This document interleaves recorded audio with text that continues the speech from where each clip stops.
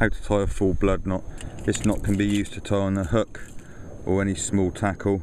So thread your line through the eye of the hook, take it through for about 2 inches, and then with the tail that you've taken through, the 2-inch tail, wrap it round the main part of the line 4 times.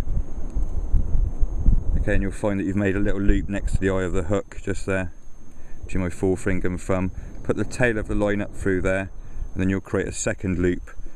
Push the tail of the line down through the second loop, hold both the lengths of the line together, moisten your finger with a bit of saliva, pinch the knot, slide the line down until the knot's really close to the hook.